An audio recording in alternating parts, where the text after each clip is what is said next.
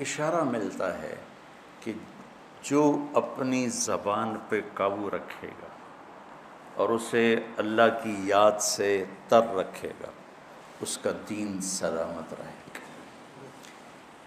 ایک ذکر ہے زبان کا جو سبحان اللہ و بحمدہ سبحان اللہ العظیم، یہ آدمی 24 گھنٹے نہیں کر سکتا، لیکن اس ذکر سے ایک اور ذکر جنم لیتا ہے جو مطلوب ذکر ہے، وہ ہے اللہ کی یاد۔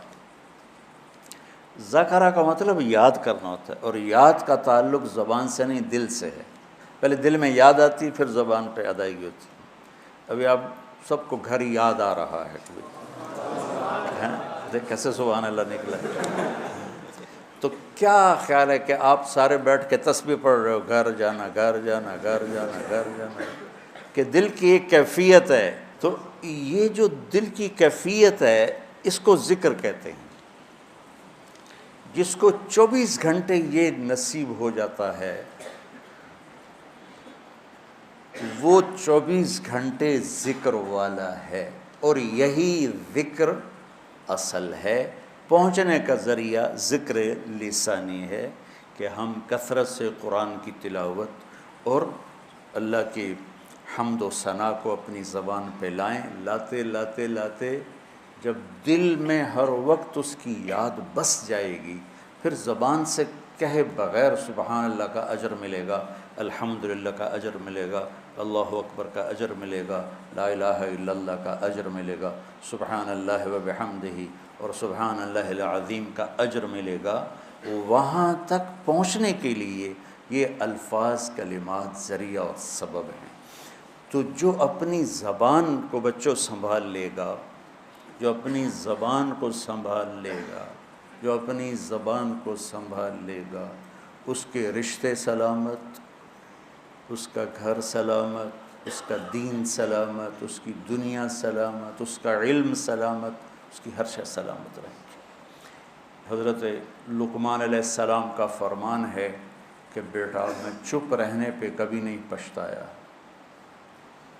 میں جب بھی پچھتایا اپنے بول پہ پچھتایا۔ تو آپ سب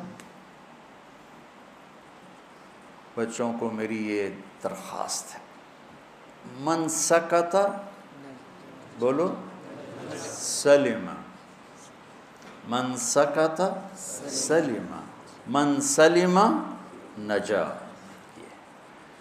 جو خاموش رہا سلامتی میں رہا، جو سلامتی میں رہا وہ کامیاب ہوگی۔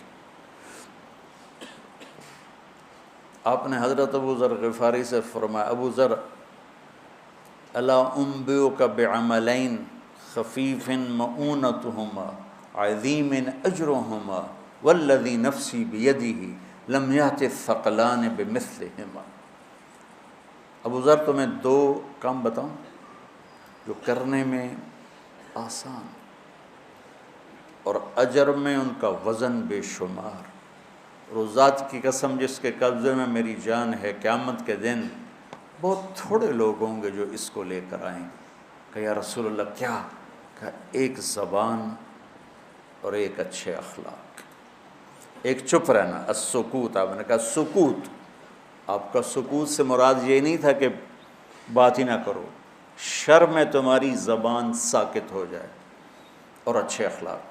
ابو ذر رضی اللہ عنہ نے اس حدیث کو ایسے پکڑا کہ اس کے ظاہر کو ایسا پکڑا کہ ایک ایک مہینہ گزر جاتا تھا کسی سے بات نہیں کرتا تھا، ایک ایک مہینہ، اتنی احتیاط فرمائی۔ اور پھر اللہ کے نبی نے کہا کہ میرے صحابہ میں 4 آدمی ایسے ہیں جن سے اللہ پیار کرتا ہے، وعلی منہم وعلی منہم وعلی منہم۔ آپ نے 3 دفعہ فرمایا، اور علی ان میں سے ہے، اور علی ان میں سے ہے، اور علی ان میں سے ہے۔ تو کون ہے یا رسول اللہ؟ آپ نے کہا علی، سلمان، ابو ذر اور مقداد۔ تو ابو ذر ایسے اوپر گئے کہ اللہ تو سارے ہی صحابہ سے محبت کرتا ہے، وَكُلًّا وَعَدَ اللَّهُ الْحُسْنَى، سب کے لیے جنت کا وعدہ ہے، لیکن یہ 4 کا خاص طور پہ نام لے کر فرمایا، پر حضرت علی کا نام 3 دفعہ دہرایا اہمیت بیان کرنے کے لیے۔ تو آپ سب گھروں کو جا رہے ہو، یہ زندگی بھر کا سبق ہے، یہ زندگی بھر کی نصیحت ہے، صرف اس درس کی نہیں کہ اپنی زبانوں پہ قابو رکھنا۔